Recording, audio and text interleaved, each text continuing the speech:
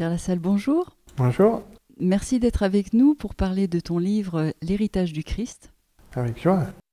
On peut entendre au niveau des spiritualités que finalement elles se rejoignent toutes à un moment donné, quel que soit le chemin. Mais pourquoi s'intéresser particulièrement au Christ? Pourquoi c'est important de se tourner vers lui aujourd'hui? Mhm. Bien, c'est vrai que, comme ta question le laisse entendre, il y a comme deux aspects. C'est-à-dire que, on peut dire que globalement, en tout cas dans ma propre recherche, où j'ai étudié quand même peut-être 10 à 15 voies spirituelles, ainsi que plusieurs religions. Grosso modo, ça se rejoint tous, toutes, mais en même temps, le Christ, c'est pas une religion ou une voie spirituelle en particulier, même si ça peut être le cas aussi, mais c'est avant tout Dieu. C'est notre Dieu, je dirais, c'est celui qui a créé notre système solaire avec tout ce qu'il y a dedans, y compris les êtres humains. Donc c'est ça que j'ai compris et qui fait que j'ai commencé à m'y intéresser en profondeur. Parce qu'au départ, c'était un peu comme ça, superficiel, par curiosité, ésotérique et tout. Mais je savais pas qui c'était, bien sûr. Mais après, quand j'ai vraiment approfondi, c'est parce que je me suis dit, bon, telle voie spirituelle c'est bien, telle autre voie spirituelle c'est bien, telle religion a son rôle, telle autre religion a son rôle. Mais au-delà de tout ça, il y a le Christ, parce que lui, c'est pas un chef de religion, c'est pas, contrairement à ce qu'on pourrait croire, c'est pas le chef d'une voie spirituelle ou celui qui a créé une voie spirituelle en particulier. C'est avant tout Dieu, c'est le créateur de notre système solaire et de l'être humain. Donc je me suis dit, tant qu'à aller chercher la vérité, autant aller le plus haut possible, autant aller à la source, quoi. Et pour moi, dans notre système solaire, la source, c'est lui.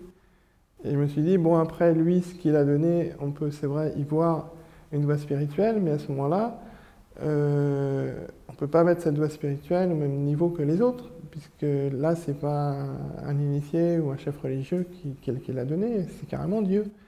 Donc, il a des bonnes raisons pour avoir créé cette voie spirituelle et surtout revenir, par exemple, maintenant avec la parousie, et vouloir que sa voie spirituelle soit davantage connue, parce que ce que j'ai découvert donc plus récemment, et encore plus avec l'héritage du Christ, c'est que sa voie spirituelle, c'est celle pour accéder au nouveau monde et préparer l'ère du Verseau. C'est donc vraiment une voie qu'il a donnée il y a 2000 ans, mais qui a pour but d'être mise en pratique maintenant. Et comme c'est Dieu, forcément, je me suis dit que ça va être mieux que le reste. Et j'ai pu le vérifier aussi par la pratique, quoi.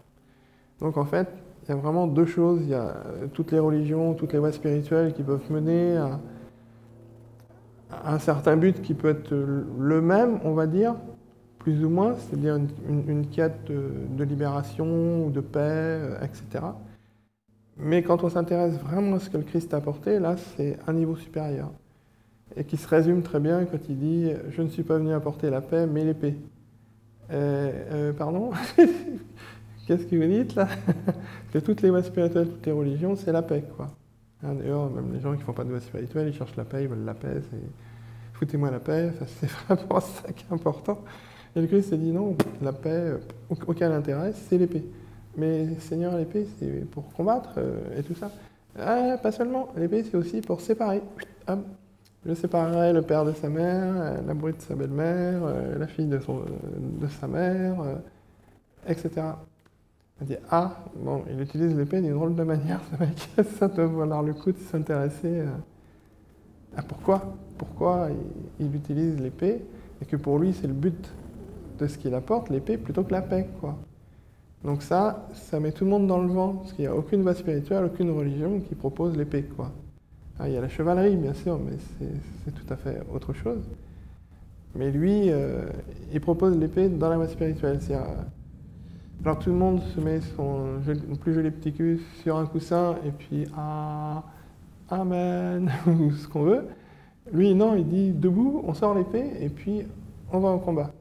Alors là, non, là, bon, il n'y a pas 2 milliards de chrétiens, mais s'ils savaient vraiment ce que veut dire, j'apporte pas la paix, mais plutôt l'épée, il se voit en courant, il dirait, il est malade ce mec. Mais parce que c'est aujourd'hui qu'il faut utiliser l'épée pour se transcender et passer à autre chose, quoi. Est-ce qu'on peut dire que dans la plupart des spiritualités, on peut vivre comme un accomplissement individuel, mais que le Christ apporte quelque chose à un autre niveau et comme une co-création du futur, et quelque chose qu'on trouve nulle part ailleurs? Oui, oui, tout à fait. Je crois que je vois ce que tu veux dire. C'est vrai que les autres voies spirituelles, en tout cas moi, celle que j'ai pratiquée, c'est vrai que c'est un accomplissement individuel.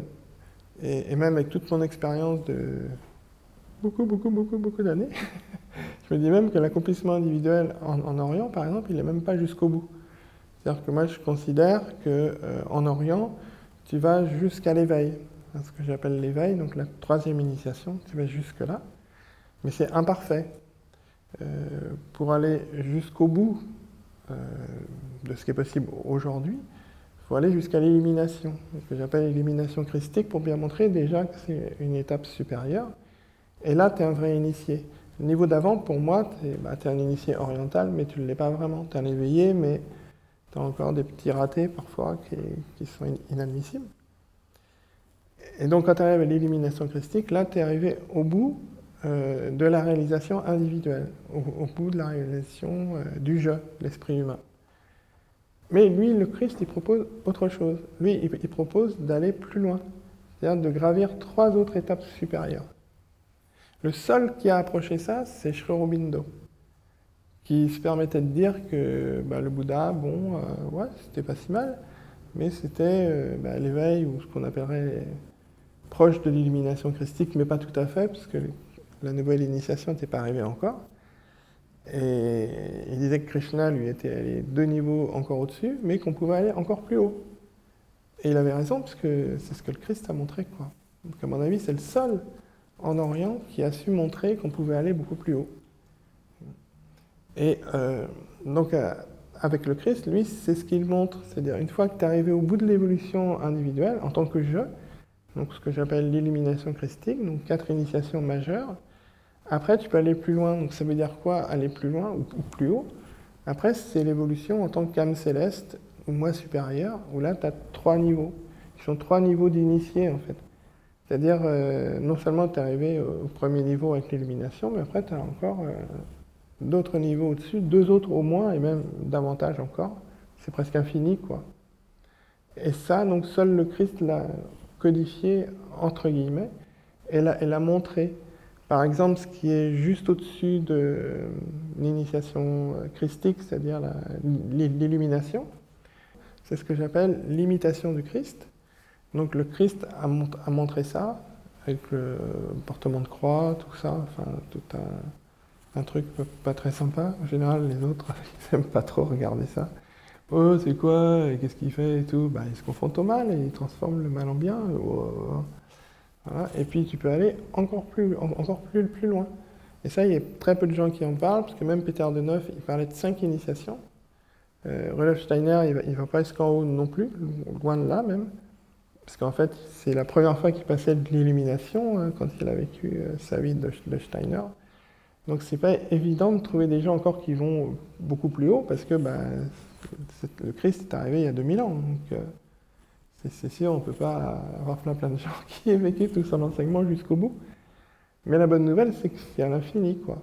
Donc après l'illumination christique, ou en tant que je, on s'unit à notre âme céleste, ou moi supérieure, après débute l'évolution supérieure, qui est presque infinie. On peut dire qu'il y a au moins 3 étapes. Et donc là, il y a encore pour l'instant très peu de gens qui ont parcouru ces étapes. Mais ça, c'est nouveau, ça n'existe nulle part ailleurs.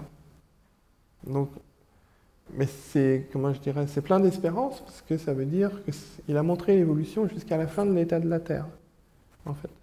Et que on peut la parcourir après à notre rythme, mais ça montre des états supérieurs de conscience inimaginables, quoi, des états d'homme-dieu, quoi, si je puis dire. Enfin. Et donc ça, on peut comprendre qu'on peut devenir un ange en faisant ça. Ça devient plausible, quoi. Merci beaucoup pour tes réponses. Oui, je t'en prie.